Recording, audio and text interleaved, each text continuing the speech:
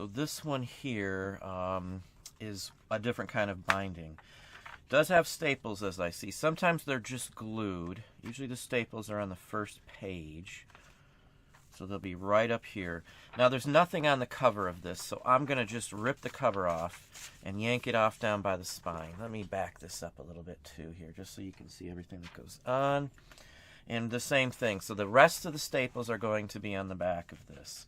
Now if there's something on the back that you want, this back cover turns out to be something, let's see here, that might be worth saving too. So we can carefully pull this away, and then we've got this. Now for this one here, you can literally just whack it down with the paper cutter. This is always the best bet in my book. Always, always, always, always, always. Using one of these. Can't cut yourself. It's fairly safe. It cuts a fine, fine, fine razor sharp edge to these. Lining it up, I guess, is the hardest part, as you can see. We don't want to remove any more than we have to. So that's straight on one side. Let me flip this back up. And what I am going to do is remove a little bit from the top too and straighten up the top. In fact, let's straighten up this other edge here too. This is something I do with most of them. You don't, again, as I said, have to tell them a single thing when you're selling print ads like this, because they are already, you know, a cut up piece of something else. This will get rid of any edges that aren't perfectly straight, and it'll just look a little better. That's all. And this is what I do for every single one that I put up. Everyone's trimmed down. These are what I use for most of it. There we go.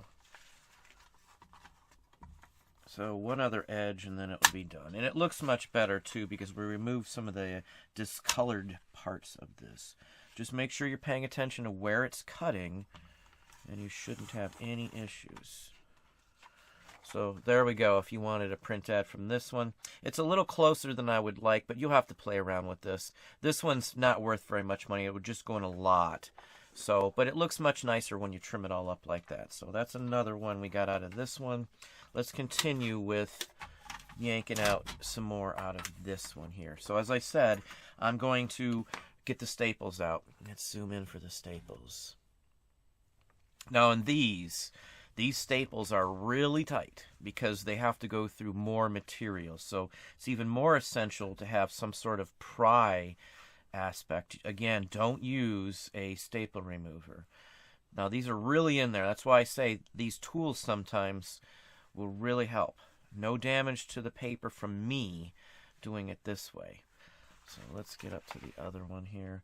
Same thing. This is what, again, if you don't do this, you're going to rip the ad that you're getting to if it's in the middle of the magazine. This goes for any magazine. Now, if this was a glued magazine, you wouldn't have to remove the staples, but it would be glued at the center. You would break that at the very center, fold the two parts apart, and it will crack the glue at the center. And then you'll have to pull off each page one by one until you get to the page you're looking for. The next magazine I get like that, I'll try to remember to throw it in a video as well, too. That's the only other kind you're going to run into on these. Again, we're going to carefully pry it from side to side. It's got to go through there. We don't want it snagging or anything. I missed that on you. So that's one staple.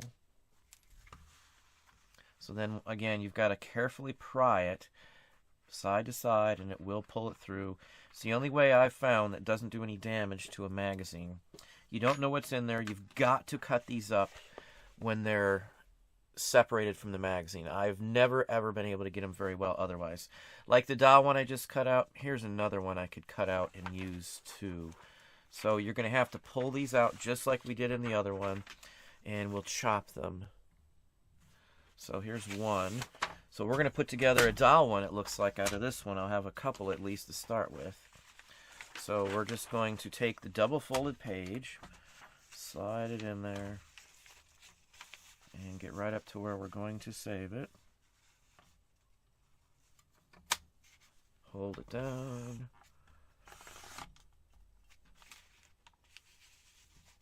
Well, you got to go through the whole thing. It doesn't matter on this one since we only need that part, but should have had a little more center. Each one of these is a little different, so just pay attention.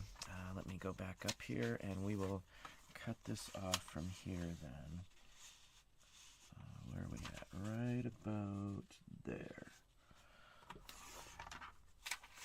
So there we go. Now on something like this, if there's no damage and we're just throwing in a lot, I'm not going to trim off that excess. It's just going to go in the lot with that there. Nothing left here. Let's go to the book now and look at the book here. Again, I love these books. I love the artwork on them.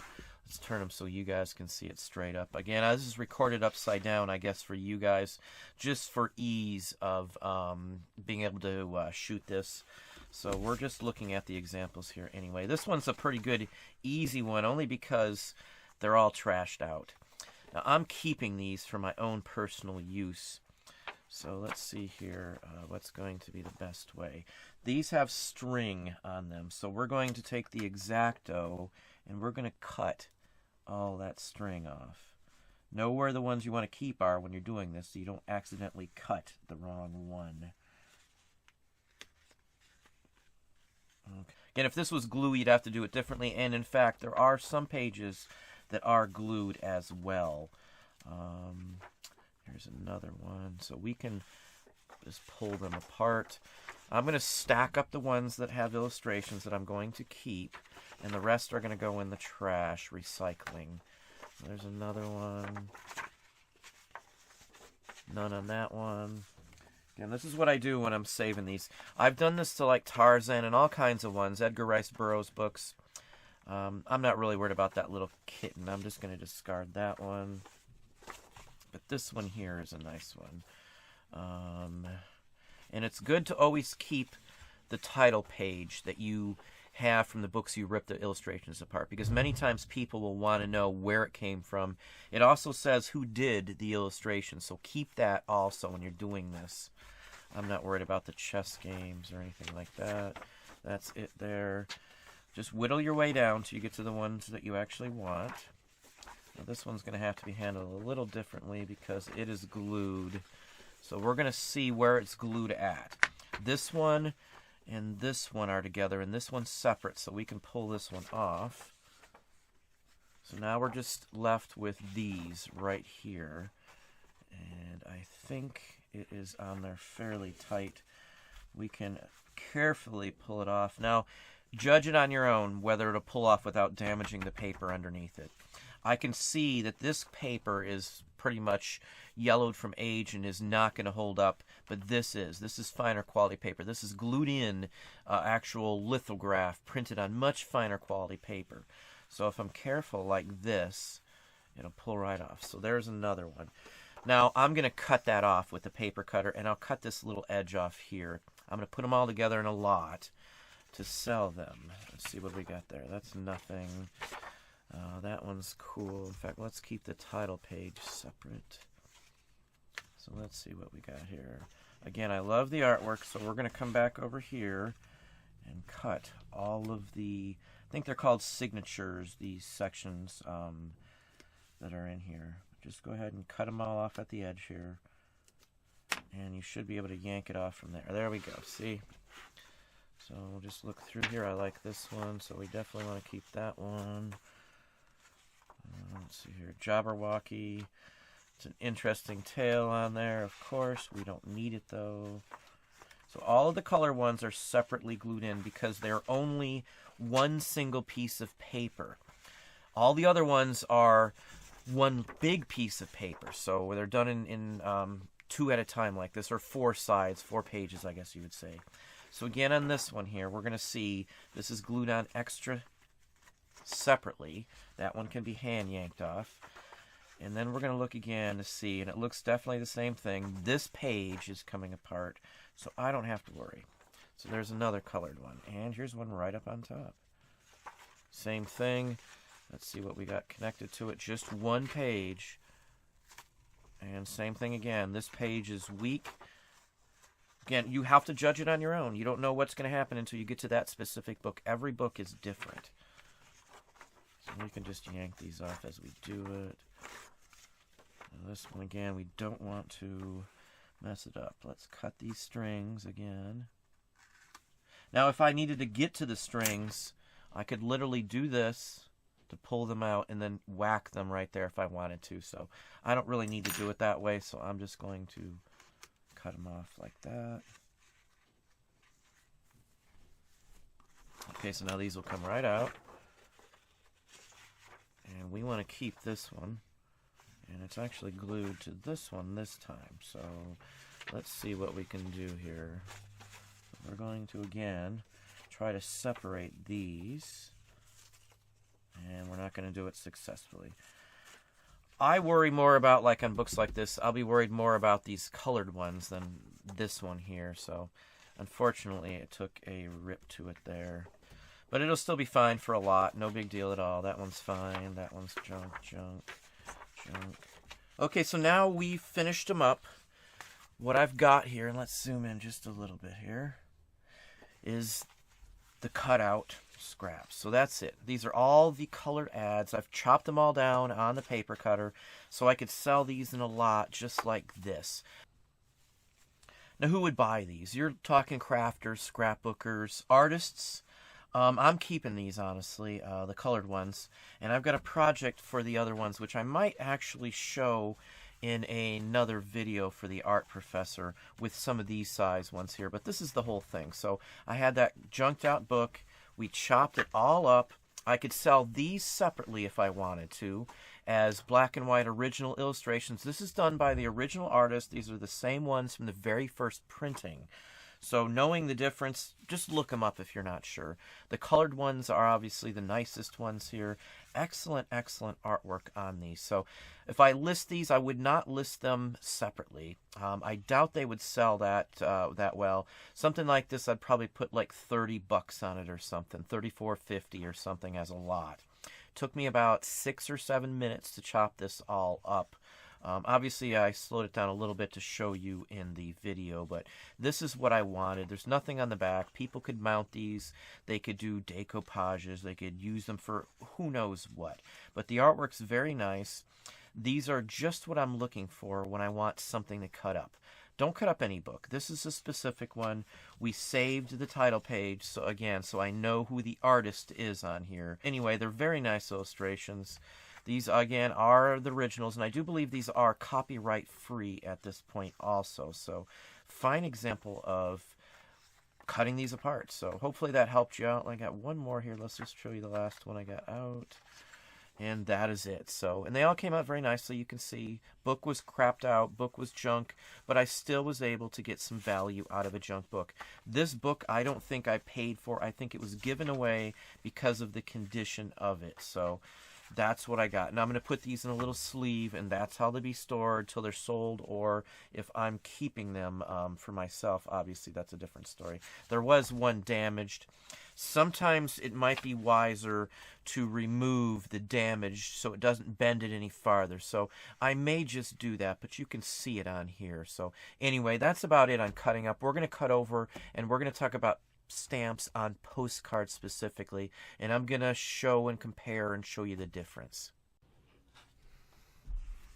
Okay, so we're going to talk about postcards right now for just a little bit, and stamps on them and things to look for in the back of postcards. Now, I've told you that advertising on the back of the postcards is important, and it's something that I do look for. It's going to be something printed very large. It's going to be very obvious on that aspect of it. Now, I've had many questions on stamps on the back of the postcards, because I do sell stamps, as you know, and there's a lot of stamps that are worth a lot of money.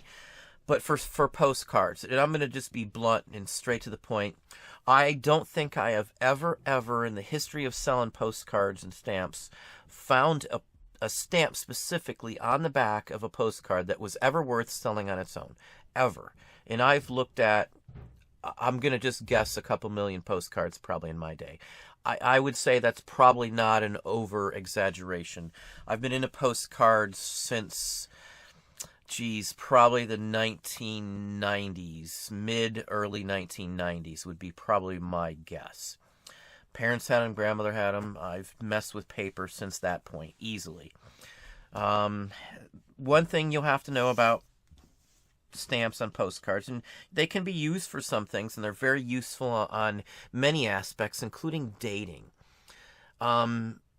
I'm not saying you're never going to find a stamp that's on the back of these, but in all honesty, the time it would take you to look up all the ones that aren't worth anything to check on value, all of that labor would probably eat up any profits you would get from that 1 in 100,000 stamps that may carry a value on these. So what they did is they issued them all in series, and I don't have my book here to give you the exact series or anything that these came out of.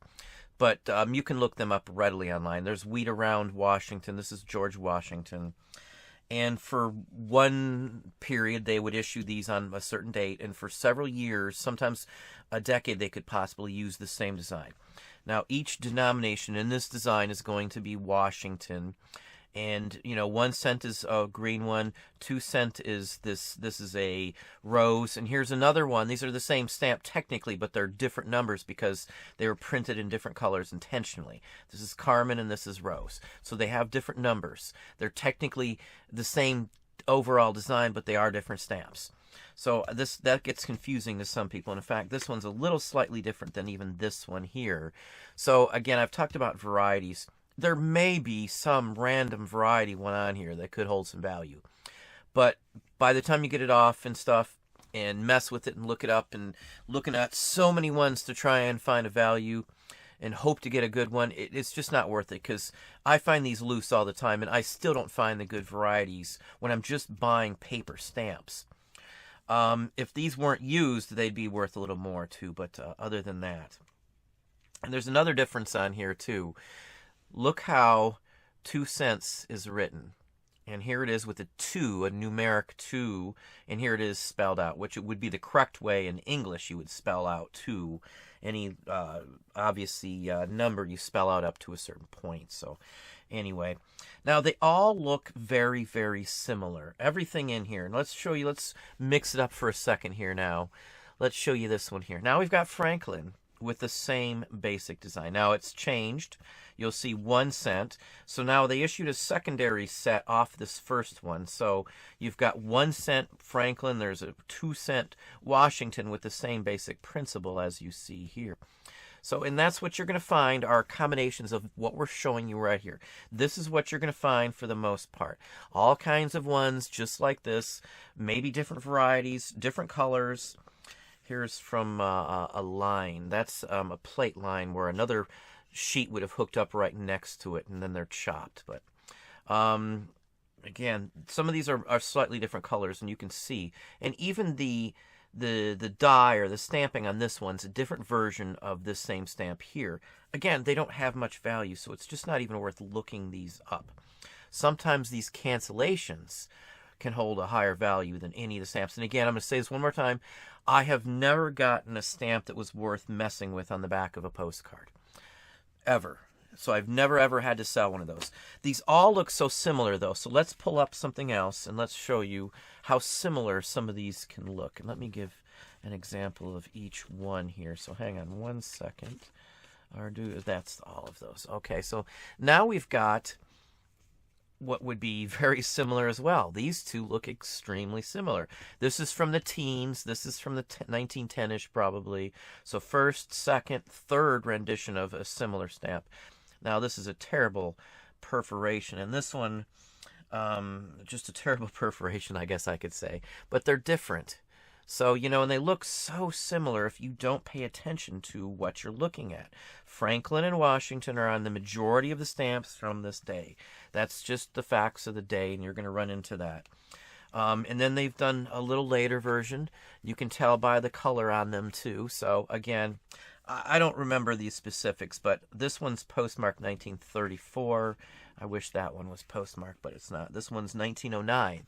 So you can definitely tell they're basically the same stamp to some extent, but it's not the same stamp. So if you're just glancing at these, you may not realize that and be spending all this extra time. Don't waste your time on the stamps. In my opinion, again, I'm not saying there won't be something on it. If you see a Zeppelin stamp on the back, it's a different story. But any of these style of stamps just aren't worth your time at all. Let's see if I've got another example of that same one. Washington's version of that same one. Here's Washington. Same line, same everything else you would imagine. This is the one with the numeric one on it. And there's Washington versions of this stamp as well as we showed you two. So now let's show you a few other things here while we're looking. Again, let's get the Washington out of the way here. Now, Franklin's. Now, if you see one of these on the back of the postcard, chances are it's an early postcard. These are probably used up in inventory, like by 1908, 1910, I would gather, because I usually don't see any of these postmarked when it hits after 1909. And I usually don't even see these 1909 ones, in all honesty, or somewhere in that range. The minute the Washingtons I just showed you, in fact, let's pull back out one of the Washingtons just to give you an idea. The minute these came out, this is all you find are these ones, these style here. And here's a 1911 one to give you an idea. So these I see used up to, 1906 on this one. I see them used up in the 1909 era. And you got these. So if you know your stamps a little bit, you can date these. That there's certain stamps from certain eras, and you can date them by that. So if it's a private mailing postcard that's dated 1898, and it has, say, this on it, it wasn't used until 1909. The point of it is they all look very similar. Now here's another Washington from even later. So Washingtons on all these are all 1-cent stamps. For the most part, there aren't any 1-cent stamps like this that would be on a postcard that were common, that you'll see on every postcard that will carry any value. So that's one thing I want to express, that there's really little value on the stamps themselves, because Washington just repeats, and you'll see Washington on all kinds of ones of all various different sizes. These are just nothing. These carry no value whatsoever. No matter which one we're looking at here, there's no super value in it. Well, let me back up for a second here, and we're going to show you what could turn up, and the only thing I look for anymore. Cancellations. These cancellations on here that are labeled for something specific. Now, this one isn't really probably worth much because it looks like, yeah, there was a stamp there and somebody's taken the stamp off. Again, the stamp on this probably wasn't worth anything. You can tell by the shape of it. It was from the 30s. It was probably purchased there on the ship to mail this out. So chances are it's just not worth anything at all, even if they did take it off. No idea why they would. But the cancellation, and we can zoom in just a little bit here to give you a little better view on it. The cancellation says USS Moffett. Now, if you type in that on a search, you're going to realize that that's a U.S. Navy ship. So this was mailed from on board that ship at Mare Island. And this is, let's see here, Navy Yard is NYD, I would gather. Yard, D. So Navy Yard, California. So Mare Island, Navy Yard, California, from the ship USS Moffett. 1938, prior to the war.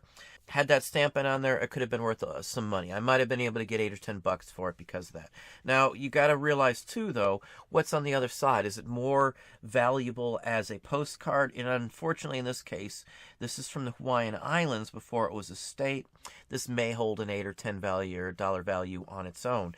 So at this point, if the stamp was on there, mind you, the stamp's not on there, so at this point, it's pretty much destroyed as cover collectibles on this. But again, I just picked some random postcards. Again, there's about 200 I picked, and I just grabbed some out of it. And again, these are just random ones, so I didn't set up anything with any kind of cancellations. This is just what I got out of that group. I bought them by the faces, or they were purchased in a lot, so I just grabbed a random stack. In fact, let me grab it and just show you what I'm talking about here. So, random stack. I just grabbed about 200 cards off of one of my boxes. We've got tons of boxes of this kind of stuff. Some of them are worth money. Some just are thrown in here. These are ones I haven't searched through yet that I got in a big mass quantity. And I pulled out ones. I already got our money back. These are just my leftover stuff. When I get stuff in, I get my money back right away. I'll sell all the good stuff, get my money back in, and then I won't have to worry about the rest, and I can keep moving. And then we sort it through whenever. Who cares? It's back stock. It's not a dead pile. It's not dead stock. It's back stock. Postcards will always sell. So if I want to get rid of those at some time, I'll pick through them again. I'll sell some better ones out of there, and then maybe I'll bulk them up and sell them at 1,000 postcard lot on eBay for $129. That's usually what I do. But out of the same lot, I found a few other things in here. Now, I might scrape that off. If you take an X-Acto knife and very carefully work your way down, 90% of the time or better, I can scrape off that outside whatever this is. This is just the way I found them. You take them how you get them. Now, I can make out the date, and I'll have to look this up. But this is from the Century of Progress, and it's in Chicago, Illinois, I do believe, 1833 to 1933. Let me zoom in so you can see it a little better. Now, what's interesting is it's mailed from Chicago, Illinois, where this took place, and the cancellation is from the actual event itself, and it has a stamp from that same event. So this is a different stamp. The stamp isn't worth anything. Again, it's just a common stamp. They made them in mass quantities. Anybody going there for a year or two could have used this. It's an official postcard from the event. The postcard's very good content. It's like a funhouse temple mystery. It's something that would be pretty cool to see, I guess. I haven't seen this one. It's the Midway. Usually this kind of stuff sells okay, so I figure 15, 20 bucks. The only thing that's important on this one is I need to figure out what the date is for sure, and this could be like a first day cover and just not say it because it was stamped from there. Not necessarily a first day cover, but a first day that the Century of Progress fair opened up, and that would be worth something just because of that.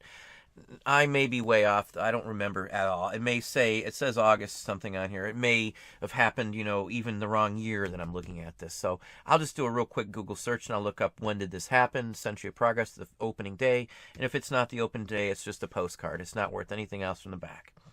Now here's another one. As we said, what does the USS something mean?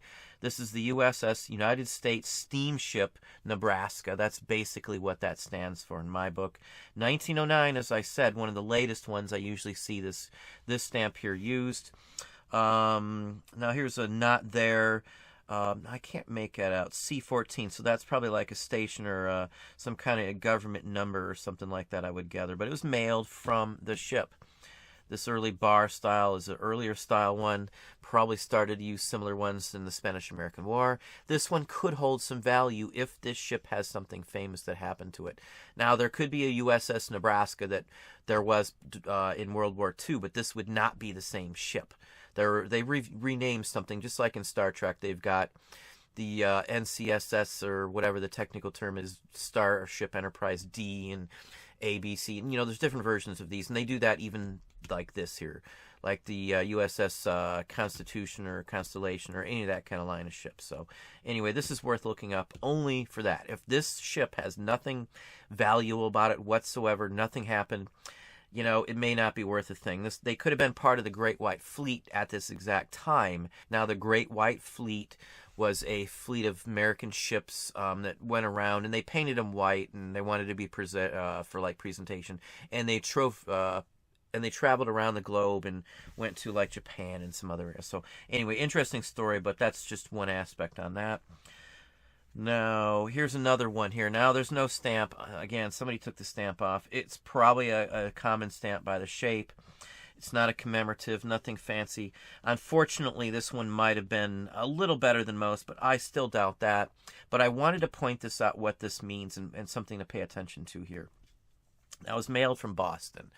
That's the city of origin. September 24th at 2 a.m. is when this was stamped at some point. Now, 2 a.m., chances are that's not when it was stamped I guess it could be, because this would have been stamped on the train. Now, if this wasn't a train stamp, and we're going to say what that means, obviously, in just a minute and go over that, but if this was just a regular cancellation, chances are you wouldn't see something at that early of the morning because the post office wouldn't be open. But this says RPO, Railroad Post Office. That's RPO. So, and there's always a dot, just like on the USS, there's a dot. That's meaning it's an abbreviation for a whole word. So anyway, Boston Circuit Railroad Post Office. Now, if the stamp was there, it may have some value, honestly. Again, because I don't know how much of this Boston Circuit there will be around. But unfortunately, without the stamp, it really just kills the value. So we're back to selling it as a postcard, just FYI. Now, here's one other one here. Hire the Handicapped. It's good business. 1950. It's a little late. Probably doesn't carry much value, but I'm going to look it up because it's the postcard itself isn't really worth much. So I'll just put in cancellation handicapped, or hire handicapped, or cancellation hire, and that's all I'll look up in the U.S. area. Now, it doesn't matter that this is a postcard when you're looking up a cancellation. You're looking it up if it has a cancellation as a cover. So just go to the U.S. postage section and don't, put any specific area. Just U.S. postage stamps. That's all you're worried about looking at.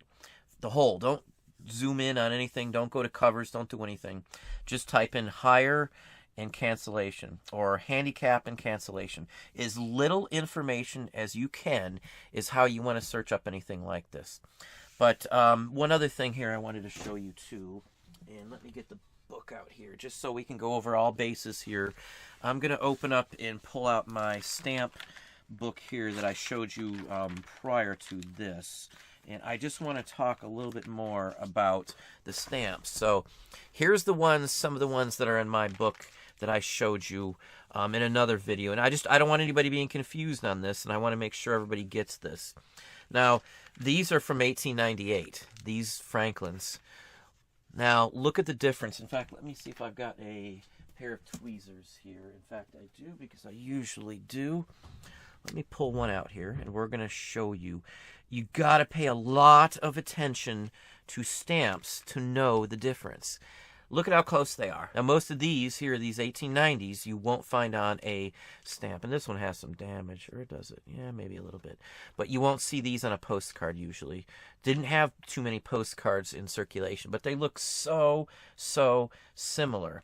And again, let's look at another Franklin here. So you've got 1898-ish and 95-ish. You've got 1910, 1920s. They're all very similar. So I see people that confuse the difference on these. I would say the one thing that you should always try and figure out when you're looking up stuff like this is know the age, at least a ballpark figure. Know which one's older, know which one's the one that's worth something. 1902, so 1895, 98, 1902, 1910, 1920. So, but they all look so similar. They're all 1-cent stamps, and they really don't hold much of a value at all, these later ones. Now, I've got a bunch of them, and this is a stock book. A stock book means that I put together just a whole bunch of these. Now, there are some varieties of these that are worth some money. The same basic principle on these. Some of these are varieties. As you can see, I've saved little tabs to mark the varieties. And on this page, there's 4 varieties, and of those each varieties, like this is type 2, there's 1, 2, 3, 4, 5, maybe 6 different colors of that same variety. They're all different stamps. So like on these rows you see here, there could be technically like 20 different stamps in the price guide in this little grouping here. So they could be the same type but a different color. They could be on a different style of paper. There's what's called grills, which are embedded raised embossings into the paper.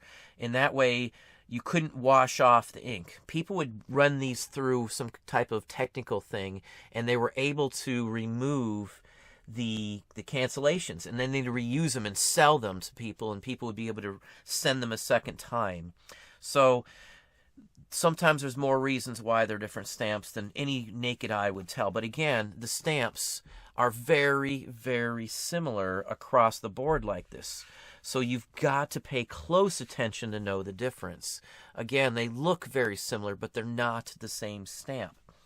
Some of these varieties right here can go for hundreds of dollars if you get the right one, the right grill, the right paper, and that sort of thing. So most of this stuff doesn't carry much of value, but again, I get it in mass quantities. So this whole page, I may get 50 or 60 bucks out of, maybe a couple hundred. I don't even remember what the value is on this page. I've got books and books and books of stock material, just like what you're seeing here. So I buy it in quantity. I go through them when I'm bored sometime. This is like a retirement fund to some extent, because I got nothing into it. I've sold enough stuff to make a big profit, and I've kept all this for fodder, I guess you could say. Sometimes I'll trade material out of here for stuff I want with people who do collect stamps and things like that. Sometimes I'll get a nice set in, and I'll keep a set for myself, and then I'll just blow the other stuff out on, an eBay auction or something like that, or a bin. So here, let me show you one more, and then we'll probably just cut it on this, because we were really talking about something else. So I don't want to be flooding everybody with. Sometimes it's a little hard to get it in here. Now, if you can see right there, Nanking. So that's the type of thing. Even newer stamps, if it has the right name on it, can hold some value to a stamp collector. Now, if you had an envelope or a postcard that had something like this with full-fledged Chinese characters on it, you better be nabbing it up. The stamps on Chinese postcards are totally different. Stamps on U.S. postcards are almost always 99.9999999% of the time worth nothing. But the stamps on Chinese letters and envelopes that have early dates on them, and I always would take a chance. I don't care what it is, if it's $1, $2, $3, $5, even in $10 range. Even if I'm not sure, sometimes I'll take a chance because I'll almost always at least be able to get $10 from a 1930s or before Chinese cover. But anyway, that's about it. I just wanted to touch on the postcard aspect, and I figured I'd just show you a few other interesting things. Everybody tells me, and I get emails and comments, that they love looking at some of the pics that I get just for sheer stuff that they normally would never see. So if that's something you like, leave me some comments as well there too, and we'll go from there. But I appreciate everybody. Next video series is going to be a mixed one again, maybe a longer one, because I started to film it and I'm realizing my time abilities to cut these down is not possible. I don't limit time on these videos for you guys. On YouTube, if you notice, I limit my time and I don't spend as much time as I used to. I devote time to doing more other things that I have to do. So your videos are always going to be longer no matter what. Average video now on YouTube's like 9 to say 14 minutes, so check that out. So most of these are much longer. I know I don't put out as many, but I spend more time on these videos by far anyway. So I'm going to do another critique for everybody, and then I'm going to answer people, and we're going to price stuff on the next video. That'll be the first part, so you don't have to wait. And I do apologize. Sometimes when I shoot a video, some of the topics I'd rather have in the front, but the way I shot them and edited them, it just doesn't end up that way. So I'm going to try to just do from now on, the questions answering first on prices right off the bat, the first part of every video if I do multi-part videos, just so you don't have to wait. But anyway, that's what I have for you. Well, there we have it. Hopefully that gave you some more thought. This week's been really hectic for us. It's been a very stressful week for the wife, me, and my youngest. So I'm doing what we can to, go back to normal here. Waiting on results still. It's been a few days. There's hours worth of MRI recording, so I don't know how they do all that. I don't remember what we did when the wife had an MRI over a breast cancer issue. So we'll just go from here and see what happens. Anyway, I appreciate everybody. If you have any questions, comments, anything like that, as always, you can leave them here. You can email me personally through Patreon. Try to stick to Patreon. Only I say that because I always get to those, and that's one that I always look for. I don't always go to my own mailbox on like a auction professor at ATT, and I don't get on Facebook very often. Anyway, so hopefully that helps, and I appreciate all the support you guys give us.